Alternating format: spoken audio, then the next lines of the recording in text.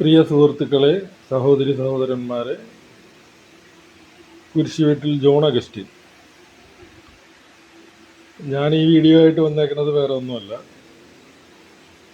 കേരളത്തിലെ ഇലക്ഷൻ കഴിഞ്ഞു. ഏപ്രിൽ 9-ന് ഒരു 80% മലയാളികൾ എല്ലാവരും പോയി വോട്ട് ചെയ്തു.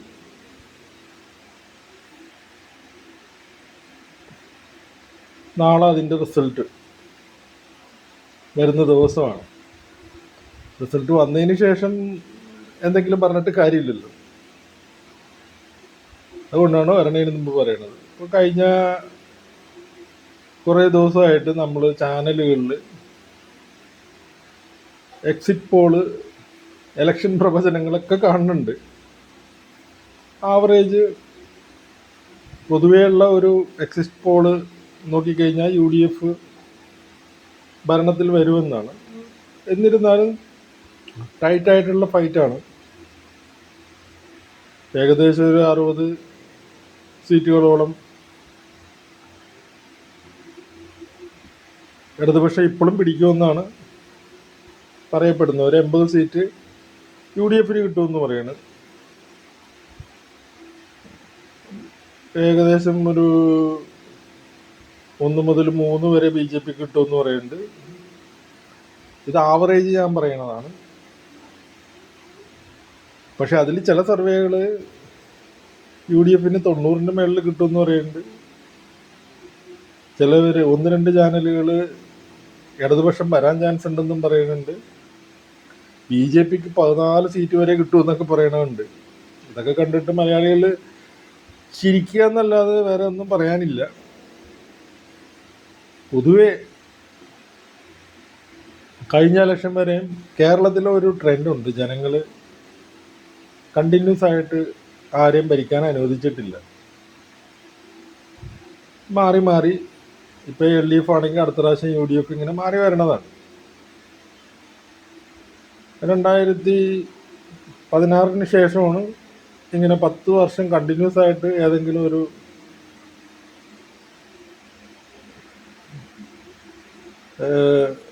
പക്ഷത്തിന് ഭരിക്കാനൊരു ചാൻസ് കേരളം കൊടുത്തേക്കുന്നത്. 2021-ലെ ഇലക്ഷനും നമ്മൾ കണ്ടതാണ്. ഇപ്പോൾ ഉള്ളതിനേക്കാളൊക്കെ ഭീകരമായിട്ടുള്ള പ്രചരണങ്ങൾ ഉണ്ടായിരുന്നു. സ്വർണ്ണക്കടത്ത്, ലൈഫ് മിഷൻ, സ്പ്രിങ്കിള്. കേരളത്തിൽ രാജ്യത്തുള്ള എല്ലാ ഏജൻസികളും ഭയങ്കരമായിട്ട് അന്വേഷണം നടത്തിയ ഒരു കാലഘട്ടത്തിലായിരുന്നു അങ്ങനെ ഒരു ഇലക്ഷൻ വന്നത്. ആ ഇലക്ഷന് തൊട്ട് മുമ്പുണ്ടായിരുന്ന പാർലമെന്റ് ഇലക്ഷനിൽ ഒരു സീറ്റ് ഒഴിച്ചിട്ടോ എല്ലാം UDFന് കിട്ടിയതാണ്. തദ്ദേശ സ്വയംഭരണത്തിന് ഇടതുപക്ഷത്തിന് ഭൂരിപക്ഷം ഉണ്ടായെങ്കിലും അത് ഒരിക്കലും അസംബ്ലിയിലോട്ടുള്ള ഇലക്ഷനോ അല്ലെങ്കിൽ പാർലമെന്റിലോട്ടുള്ള ഇലക്ഷനോ ബാധിക്കാറില്ല. ഇതുവരെ ബാധിച്ചിട്ടില്ല. അത് ഓരോ സ്ഥാനാർത്ഥികളുടെ ഇൻഡിവിജ്വലും അങ്ങനെയെല്ലാം നോക്കിയിട്ടാണ് നമ്മൾ വോട്ട് ചെയ്യുന്നത്. ചെറിയ പ്രദേശത്ത് ഒരു 2000-3000 ആൾക്കാർ വോട്ട് ചെയ്യണതാണ്. അപ്പോൾ അവിടെ പാർട്ടിനേക്കാളും കൂടുതൽ വ്യക്തിയൊക്കെ നോക്കിയാണ് നമ്മളെല്ലാവരും വോട്ട് ചെയ്യുന്നത്. ഈ പ്രാവശ്യം അങ്ങനെ ഒരു സിറ്റുവേഷൻ ഉണ്ടായിട്ടില്ല. ഭരിക്കുന്ന പക്ഷം അല്ലെങ്കിൽ ഇടതുപക്ഷം കഴിഞ്ഞ 10 വർഷം നല്ല കാര്യങ്ങൾ ചെയ്തിട്ടുണ്ടെന്ന് പ്രത്യേകിച്ച് ആരോടും പറഞ്ഞ് മനസ്സിലാക്കേണ്ട ആവശ്യമില്ല. കേരളത്തിലുള്ള ജനങ്ങൾക്കൊക്കെ അറിയാം കേരളത്തിൽ എന്തൊക്കെ അവർ ചെയ്തിട്ടുണ്ടെന്നുള്ള അറിയാം. അതുപോലെ തന്നെ ഇതിനു മുമ്പുണ്ടായിരുന്ന UDF 10 വർഷം മുമ്പുണ്ടായിരുന്ന 2011 മുതൽ 16 വരെയുള്ള UDF ഗവൺമെന്റ് എന്തൊക്കെ പ്രശ്നങ്ങൾ നേരിട്ടു, അവരുടെ ഭരണം കൊണ്ട് ജനങ്ങൾ എന്തോരം ബുദ്ധിമുട്ടി എന്നുള്ള കാര്യങ്ങളും ജനങ്ങൾക്കറിയാം. പെൻഷൻ കൃത്യമായിട്ട് ആൾക്കാർക്ക് കിട്ടിയിരുന്നില്ല. അതും വെറും 500 രൂപ 600 രൂപ ഉണ്ടായിരുന്നുള്ളൂ. പവർ കട്ട്, സ്കൂളുകളുടെ സ്ഥിതി ദയനീയമായ സ്ഥിതിയാണ്. അവരുടെ പാഠപുസ്തകങ്ങൾ പോലും നേരെ കിട്ടില്ലായിരുന്നു.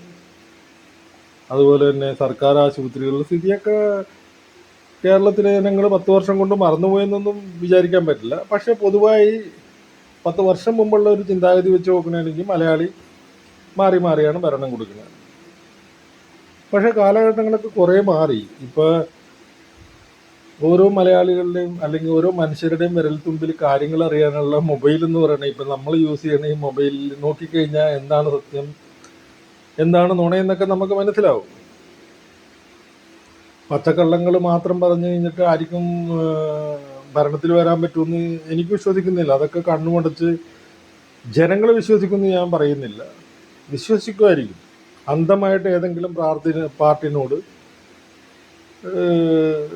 അടിമകളെന്ന് പറയാം. അതിപ്പോൾ കമ്മ്യൂണിസ്റ്റ് പ്രസ്ഥാനത്തിലും ഉണ്ടാവും, ഇടതുപക്ഷ പാർട്ടികളിലും ഉണ്ടാവും, കോൺഗ്രസ്സിലുണ്ടാവും, അവരുടെ UDFൻ്റെ പാർട്ടേഴ്സ്, ഈ മുസ്ലിം ലീഗ്, അങ്ങനെയുള്ള എല്ലാവരിലും കാണും. അതുപോലെ ഏറ്റവും തീവ്രമായിട്ട് അത് BJPയിലും കാണും. BJPക്ക് 5-6% ആയിരുന്നു ഞാനൊക്കെ ചെറുതായിരുന്നപ്പോൾ കിട്ടിക്കൊണ്ടിരുന്ന വോട്ടുകൾ. അവരെയൊന്നും ആരും മൈൻഡ് പോലും ചെയ്തിട്ടില്ല. ഇപ്പം അത് 14% വരെയൊക്കെ കിട്ടുന്നുണ്ട് അവർക്ക്. ചില സ്ഥലങ്ങളിലൊക്കെ 20-ന് മേളിലും കിട്ടുന്നുണ്ട്. കഴിഞ്ഞ പ്രാവശ്യം പാർലമെൻറ്റിൽ ഒരു MP വരെ കിട്ടി. അത് 2016 ഒരു MLA ഉണ്ടായി. അവിടെയൊക്കെ എങ്ങനെയാണ് ഇവർ MP MLA ആയെന്നൊക്കെ ഇലക്ഷൻ റിസൾട്ട് വന്നപ്പോൾ മലയാളികൾക്ക് പ്രത്യേകിച്ച് ഏതെങ്കിലും രാഷ്ട്രീയ പാർട്ടികൾ പഠിപ്പിക്കേണ്ട കാര്യമൊന്നുമില്ല. ആരുടെ വോട്ട് കുറഞ്ഞ് ആ വോട്ട് എങ്ങാടാ പോയെന്ന് നമുക്ക് എല്ലാവർക്കും അറിയാം. ഇനി ഞാൻ പ്രത്യേകിച്ച് ഞാൻ പറഞ്ഞ് നിങ്ങൾ മനസ്സിലാക്കേണ്ട കാര്യമില്ല, എല്ലാവർക്കും അറിയാവുന്നതാണ്. അതുപോലെ തന്നെ ഇപ്രാവശ്യം എനിക്ക് പൊതുവെ മനസ്സിലായത് കേരളത്തിലുള്ള മുസ്ലിം വിഭാഗം മുഴുവനും ഒരു പരിധിവരെ ക്രിസ്ത്യാനികളും UDFന് വോട്ട് ചെയ്യും. അങ്ങനെ അവർ ജയിക്കുമെന്നാണ് മനസ്സിലാകുന്നത്. അല്ലാണ്ട് ഇപ്പോൾ ഭരിക്കുന്ന മന്ത്രിസഭയെ കുറിച്ചോ മന്ത്രിമാരിൽ ആരെങ്കിലും കുറിച്ചൊരു അഴിമതി ആരോപണങ്ങളോ അത് അസംബ്ലിയിലോ അല്ലെങ്കിൽ കേസുകളായിട്ട് കോടതിയിലോ ഇല്ല. നമ്മൾ അസംബ്ലിയൊക്കെ കാണുന്ന ആൾക്കാരാണ്. അങ്ങനെ ഒന്നും ഇതുവരെ ഇല്ല. ഒരു അവിശ്വാസ പ്രമേയം പോലും ഈ പ്രതിപക്ഷ പാർട്ടികൾക്ക് നിയമസഭയിൽ കൊണ്ടുവരാനും പോലും പറ്റിയിട്ടില്ല. അവർ കൊണ്ടുവന്ന പ്രമേയങ്ങളൊക്കെ ചർച്ചക്കിട്ട് അവർ സ്വയം നാറിപ്പോയതാണ്. അവസാന കാലഘട്ടങ്ങളിലൊക്കെ അവർക്ക് ഒരു പ്രമേയം അവതരിപ്പിക്കാൻ പോലും ഭയമായിട്ട് അവർ അസംബ്ലി അലങ്കോലപ്പെടുത്തുകയാണ് ചെയ്തത്. ഇതൊക്കെ കാണുമ്പോഴത്തേക്കും സാധാരണ അത് വീക്ഷിക്കുന്ന ആൾക്കാർക്ക് മലയാളികൾക്ക് കാര്യം മനസ്സിലാവും.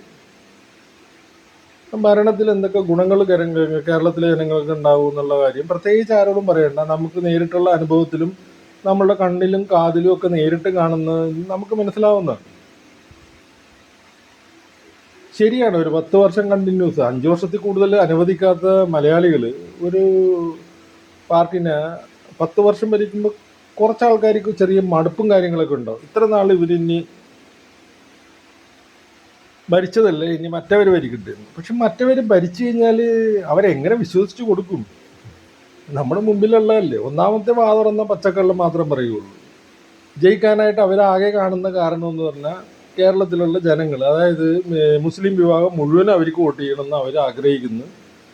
അതുപോലെ തന്നെ നല്ലൊരു ശതമാനം ക്രിസ്ത്യാനികൾ വോട്ട് ചെയ്യണം, എന്നാലേ അവർ ജയിക്കുള്ളൂ. അല്ലാണ്ട് പ്രത്യേകിച്ച് ഒരു ഭരണത്തിനെ കുറിച്ചുള്ള ഒരു ജനവിരുദ്ധ വികാരങ്ങളൊന്നും കാണുന്നില്ല. അപ്പം ആകെയുള്ളത് ജാതി മതം നോക്കിയിട്ട് വോട്ട് കിട്ടുക എന്നുള്ളതാണ്.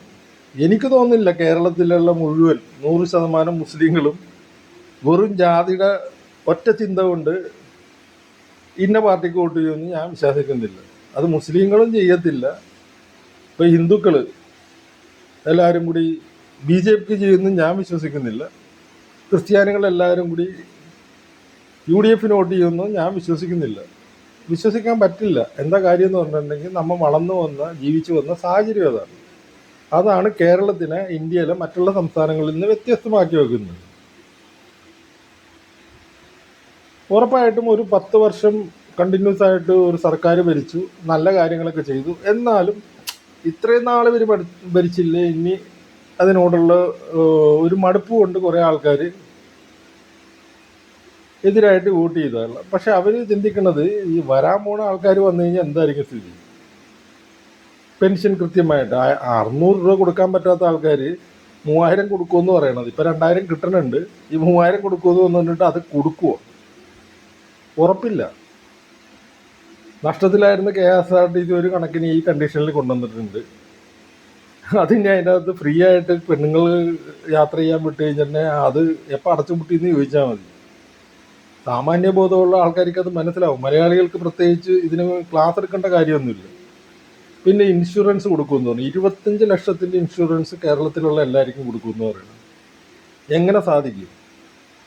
ഒരു സാധാരണ 10-25 വയസ്സുള്ള ഒരു കുട്ടി ഒരു ഇൻഷുറൻസ് എടുക്കണമെങ്കിൽ ഒരു വർഷം ഒരു 5 ലക്ഷത്തിൻ്റെ ഇൻഷുറൻസ്, 25 ലക്ഷമാണ് അവർ പറയണത്, 5 ലക്ഷത്തിൻ്റെ ഇൻഷുറൻസ് എടുക്കണമെങ്കിൽ മിനിമം ഒരു 5000 മുതൽ 6000 രൂപ ഒരു വർഷം പ്രീമിയം അടക്കണം. പ്രായം കൂടുന്നതനുസരിച്ചിട്ട് പ്രീമിയം കൂടും. എന്നെപ്പോലെ ഒരു 10-60 55 58 വയസ്സ് അല്ലെങ്കിൽ 60 വയസ്സൊക്കെ മേളിലുള്ളവർക്ക് ഈ പറയുന്ന 5 ലക്ഷം രൂപയുടെ ഒരു ഹെൽത്ത് ഇൻഷുറൻസ് കിട്ടണമെങ്കിൽ 10-30,000 മേളിൽ കൊടുക്കണം. അപ്പോൾ കേരളത്തിൽ ഇത്ര കോടി ജനങ്ങളുണ്ട്, അവർക്ക് എന്തോരം പ്രീമിയം വേണമെന്ന് ആലോചിച്ചു നോക്കും. ഇത് നടപ്പാകുമോ? ഇത് നടപ്പാക്കുമെന്നും പറഞ്ഞ് അവർ രാജസ്ഥാനിൽ നടപ്പാക്കിയതാണ്. എന്നിട്ട് അത് പൊളിഞ്ഞു പോയി. എന്നിട്ട് പിന്നീട് നടന്ന ഇലക്ഷനിൽ കോൺഗ്രസ് തോറ്റ് മണ്ടാറടങ്ങിപ്പോയി. ഇപ്പോൾ കോൺഗ്രസ് ഭരിക്കണ 3 സംസ്ഥാനങ്ങളിലും അവിടെ പെൻഷനും ഈ പറയുന്ന പോലെ ശമ്പളങ്ങളൊന്നും കൃത്യമായിട്ട് കൊടുക്കാൻ പറ്റില്ല. അതൊക്കെ നമ്മൾ വാർത്തകളിൽ കാണണല്ലേ. പിന്നെ വാ തുറന്ന പച്ചക്കള്ളം മാത്രം പറയുന്ന കുറേ ആൾക്കാർ കേസ് കൊണ്ടുപോയി കൊടുക്കാണ്ട് സുപ്രീം കോടതിയിൽ നിന്ന് വരെ ചീത്തയും വാങ്ങിച്ച് തിരിച്ചു വരിക. അതെല്ലാം പോട്ടെ, ഏറ്റവും അവസാനം ഇലക്ഷന് തൊട്ട് മുമ്പുണ്ടായിരുന്നൊരു സംഭവമാണ്. വയനാട് വീട് വെക്കാമെന്നും പറഞ്ഞ് ജനങ്ങളുടെ അടുത്ത് നിന്ന് മുഴുവനും പിരിക്കുക. അതുകൊണ്ട് ഇലക്ഷൻ എടുക്കാറായപ്പോഴത്തേക്കും രാഹുൽ ഗാന്ധിനെയും പ്രിയങ്ക ഗാന്ധിനെയും കൊണ്ടുവന്നിട്ട് ഉദ്ഘാടനം ചെയ്യിപ്പിക്കുക. അതിനുശേഷം പ്രതിപക്ഷ നേതാവ് അവിടെ പണി തുടങ്ങിയെന്ന് പറയുക. ചാനലുകാരെല്ലാവരും കൂടി അവിടെ ചെന്ന് നോക്കുമ്പോൾ അവിടെ പണി ഇതേവരെ തുടങ്ങിയിട്ടില്ല. പിന്നെ അവസാനം കണക്കുകൾ വന്ന്, പലതരത്തിലുള്ള കണക്കുകൾ വന്ന്, ഇപ്പോൾ പറയുന്നത് കാശില്ല എന്ന് പറയുന്നു. അതുപോലും ചെയ്യാൻ പറ്റാത്ത ഒരു പാർട്ടിക്ക് കേരളത്തിലെ ജനങ്ങളെ എന്ത് വിശ്വസിച്ചിട്ട് ഭരണമേൽപ്പിക്കും? അത് ചിന്തിക്കില്ലേ ആൾക്കാർ? മുസ്ലിം ലീഗ് ചെയ്തു, 51 വീട് കൊടുത്തു, നല്ല കാര്യം.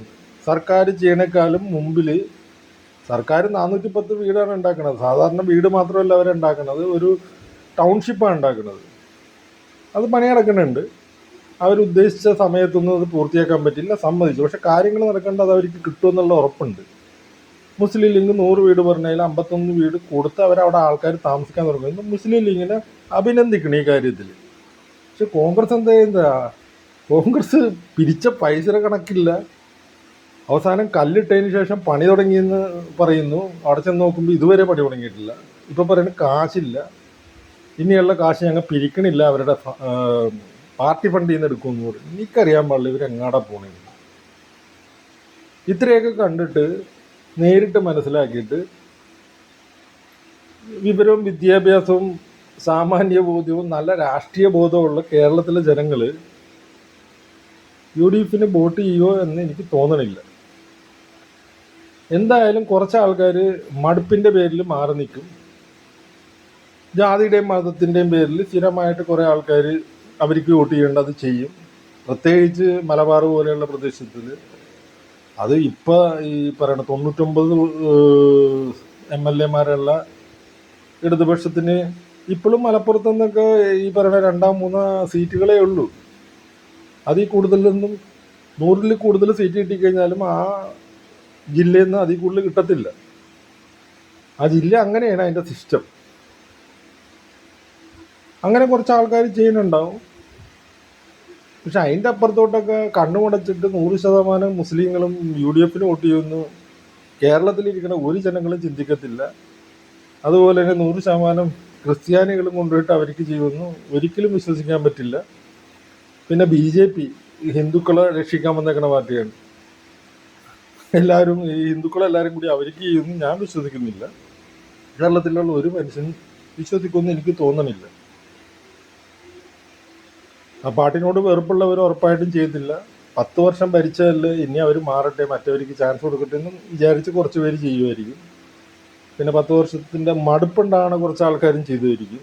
എന്നാലും ഈ 99 സീറ്റ് എന്നുള്ളത് 72 താഴെ ആക്കാനായിട്ട് കുറച്ച് പാടാണ്. ടൈറ്റായിട്ടുള്ള ഒരു ഫൈറ്റായിരിക്കും. എന്നാലും അന്തിമ വിധി ഇടതുപക്ഷത്തിന് ഫേവറായിരിക്കും. അത് പറയാൻ വേണ്ടി ഞാൻ വന്നതാണ്. അത് നാളെ റിസൾട്ട് വന്നതിന് ശേഷം പറഞ്ഞിട്ട് കാര്യമില്ല. ഇത് ഞാൻ എൻ്റെ സ്വന്തമായിട്ടുള്ള എൻ്റെ തലയിൽ കൂടി പോയ കാര്യങ്ങളും ചാനലുകളിൽ കൂടി കാണുന്നതും സോഷ്യൽ മീഡിയയിൽ കാണുന്നതിൻ്റെ അടിസ്ഥാനത്തിൽ മലയാളികളുടെ പൊതുവായിട്ടുള്ള ഒരു ചിന്ത വെച്ചിട്ട് ഞാൻ പറയുന്നതാണ്. മലയാളികളെ മറ്റുള്ള സംസ്ഥാനങ്ങളിൽ നിന്ന് വ്യത്യസ്തമാക്കുന്നത് അതാണ്. നമ്മളിവിടെ ഒരുമിച്ച് ജാതി മത വ്യത്യാസമില്ലാതെ ഓണവും വിഷു ആഘോഷിക്കണം. ജാതി മത വിശ്വാസമില്ലാതെ ക്രിസ്മസും ഈ പറയുന്ന പോലെ ന്യൂ ഇയറൊക്കെ ആഘോഷിക്കണം. ജാതി മത വിശ്വാസമില്ലാതെ റംസാനും ബക്രീദും എന്താ പറയണ ആഘോഷിക്കണം. അതാണ് കേരളം. അതുകൊണ്ട് ഓൾ ദി ബെസ്റ്റ്. നാളെ ഏതായാലും 10-11 മണിയാകുമ്പോഴത്തേക്കും അടുത്ത 5 വർഷം കേരളം ആര് ഭരിക്കുമെന്ന് നമുക്ക് നേരിട്ട് കാണാം. നന്ദി, നമസ്കാരം. Thank you.